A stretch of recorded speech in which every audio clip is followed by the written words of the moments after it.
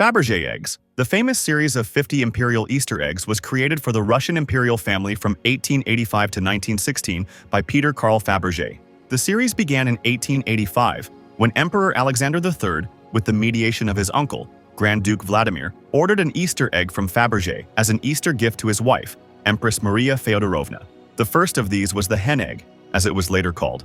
The hen egg has a white, plain enamel exterior, but opens to reveal a golden yolk, which can also be opened to find a golden hen on a bed of suede. The hen also opens to reveal a miniature replica of the imperial crown, encrusted with diamonds and rubies and holding a precious ruby pendant. Unfortunately, both the crown and the pendant have been lost over time. Alexander presented his wife with a jeweled Fabergé egg every Easter until his death in 1894, after which his son, Nicholas, continued the tradition, commissioning 2 eggs annually, one for his wife Alexandra and another for his widowed mother. Over time, the designs became increasingly elaborate and imaginative, reflecting Peter Carl Fabergé's growing reputation as a fabricator of jeweled fantasies. After the Bolsheviks took control of St. Petersburg, they confiscated the Fabergé eggs, selling several to foreign buyers while keeping others in state possession. From that moment, each egg followed its own distinct path through history. Out of the 50 imperial eggs, only 44 remain, and these are all over the world. 10 are kept in Moscow's Kremlin Armory Museum, 9 at the Fabergé Museum in St. Petersburg, and the rest in various collections, both public and private.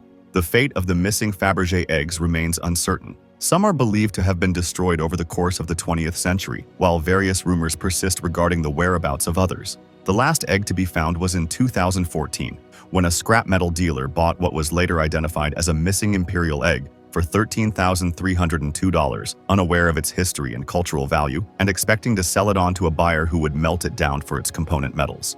Legend of the Beal Treasure. In 1818, a group of 30 Virginians embarked on a hunting expedition across the western plains and allegedly discovered a rich deposit of gold and silver somewhere in the Rocky Mountains. Led by a charismatic yet enigmatic adventurer named Thomas J. Beale, the group mined the treasure for several years before returning to Bedford, Virginia, where they buried their newfound wealth, estimated today at around $65 million.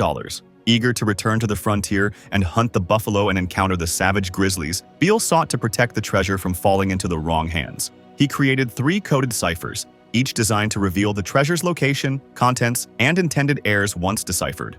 Beale entrusted these ciphers to a Lynchburg innkeeper named Robert Morris, promising that a key for their decryption would arrive later. However, 23 years passed without any word from Beale, who was eventually presumed dead. Unable to interpret the codes, Morris passed them to a wealthy friend, who managed to decipher only the second cipher, revealing the treasure's contents, before becoming consumed by a futile obsession to solve the remaining 2. In 1885, the ciphers were published, sparking global fascination and inspiring generations of treasure hunters.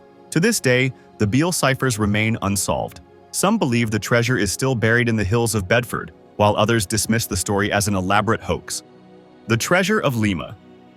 The Treasure of Lima is a legendary buried treasure reputedly removed from Lima, Peru.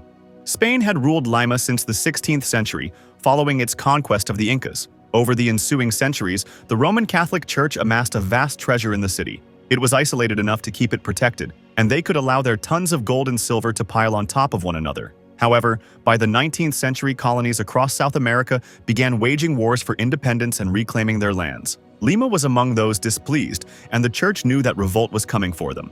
During a period of political unrest, the Viceroy of Lima ordered the transfer of Lima's treasure to Mexico for safekeeping. But Captain William Thompson and his crew aboard the Mary Dear betrayed this trust, murdering the guards and priests and seizing the treasure for themselves. They fled to Cocos Island, located 340 miles southwest of Costa Rica, where they buried the loot before separating. Soon after, the Mary Dear was captured by Spanish warships, and while the crew was executed for piracy, Captain Thompson and his first mate James Alexander Forbes bargained for their lives by agreeing to reveal the treasure's location. However, upon reaching Cocos Island, they escaped into the jungle and were never seen again. Hundreds of explorers have since tried to locate the treasure but have failed. One of the earliest treasure hunters to search for the infamous hoard was John Keating, a supposed friend of Thompson. According to Keating on his deathbed, the treasure included 12 chests. It is believed that these chests contained 500,000 gold coins, 16 to 18 pounds of gold dust, and 11,000 silver ingots, gold religious statues, chests of jewels, hundreds of swords, thousands of diamonds, and gold crowns. Today, it is said that all of this treasure is worth $208 million.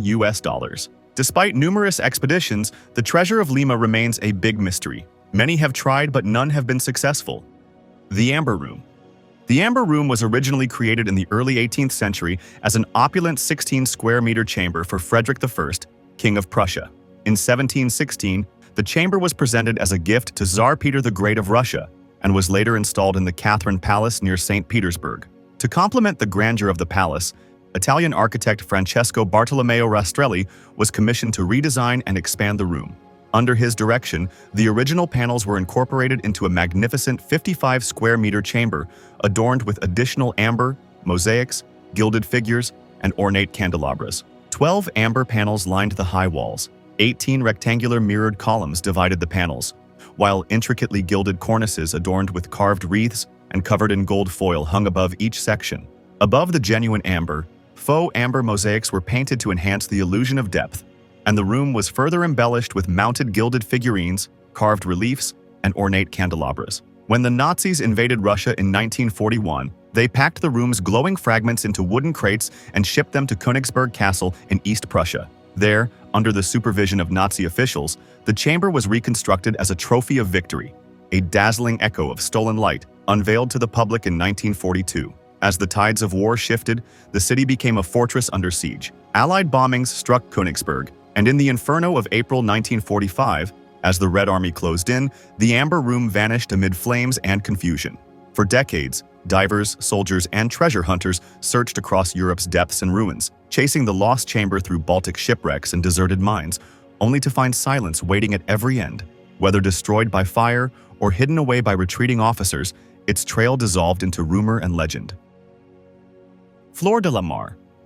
The Flor de la Mar, or Flower of the Sea, was a 400-ton, three-masted Portuguese carrack commissioned in 1511 to transport an immense treasure destined for the King of Portugal. The ship was around 36 meters in length and was manned by a crew of around 500 sailors, defended with an armament of 50 guns. Throughout its service, the Flor de la Mar underwent numerous extensive repairs and was considered barely seaworthy by contemporary accounts. Before its final journey, the crew reportedly hesitated to depart from Malacca, especially given the ship's heavy cargo from Malacca. Among the treasures reportedly aboard were 80 tons of gold, 200 chests overflowing with diamonds, rubies, emeralds, coins, and other jewels, 4 life-sized golden lions filled with fine perfumes, and a jewel-encrusted dining table said to have belonged to the Queen of Malacca. In November 1511, they set sail for Portugal. The return route led along the Strait of Malacca and around the northeastern coast of Sumatra, where it was caught in a violent storm. On November 20th, 1511, the storm's fury struck with full force. The Flor de la Mar was driven onto nearby shoals,